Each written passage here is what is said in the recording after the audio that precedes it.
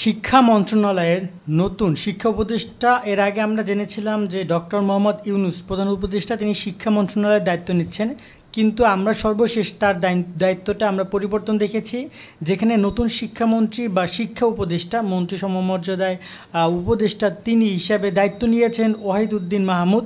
ওয়াহিদউদ্দিন মাহমুদ তার পরিচয় নিয়ে আমরা একটু কথা বলবো এবং তার সব বিষয়গুলো নিয়ে আলোচনা করছি এবং তিনি কী কী দায়িত্ব পাবেন সে বিষয় নিয়েও কথা বলছি।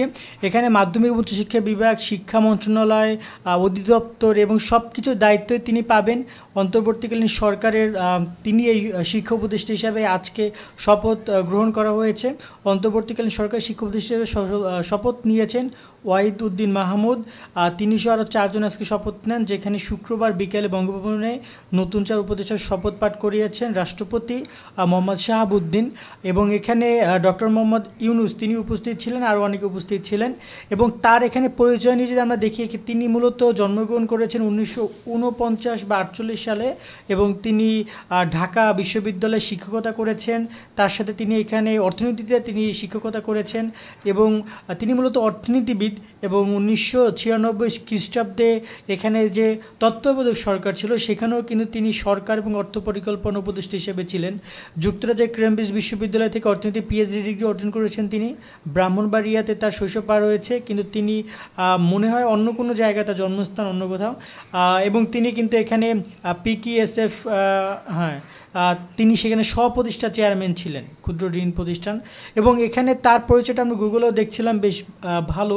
এক্ষেত্রে তিনি একজন অর্থনীতিবিদ হিসেবে আমাদের মাঝখানে তিনি পরিচিত, কিন্তু যেহেতু এই মুহূর্তে শিক্ষা মন্ত্রণালয়ের দায়িত্ব কিন্তু তিনিই পেয়েছেন এবং সর্বশেষ এখানে মন্ত্রিপরিষদ বিভাগ থেকে বিষয়টি নিশ্চিত করা হয়েছে। আমরা গণমাধ্যমেও দেখছিলাম যে শিক্ষা মন্ত্রণালয়ের দায়িত্ব পেয়েছেন শিক্ষা উপদেষ্টা হিসাবে ওয়াহিদউদ্দিন মাহমুদ।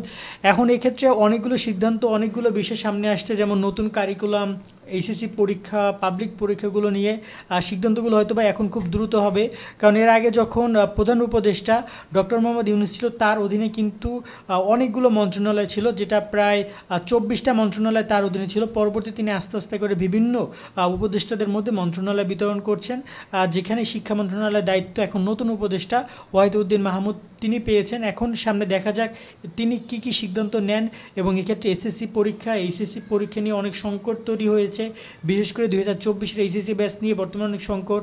তার সাথে নতুন কারিকুলাম বাদ দিয়ে পুরাতন কারিকুলাম চাচ্ছে অভিভাবক, শিক্ষকরা সবাই।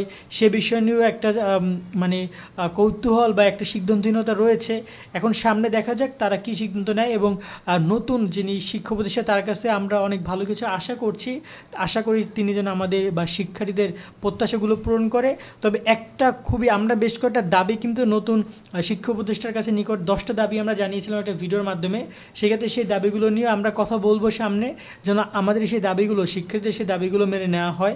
যেখানে আমরা অনেক গুরুত্বপূর্ণ কথা বলেছিলাম, যেমন নতুন কারিকুলাম বাদ দিয়ে পুরাতন কারিকুলামে ফিরে আসা, শিক্ষার্থীদের সুবিধার্থে হটলাইন নাম্বার চালু করা।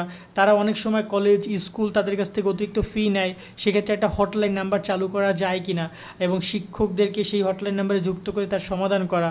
এরকম বেশ কিছু দাবি আমাদের সেই ভিডিওতে ছিল। আমরা সামনে বিষয় নিয়ে কথা বলবো। আজকের মতো আমরা এখানে বিদায় নিচ্ছি। সকলে অনেক অনেক ভালো থাকবেন। আল্লাহ হাফেজ।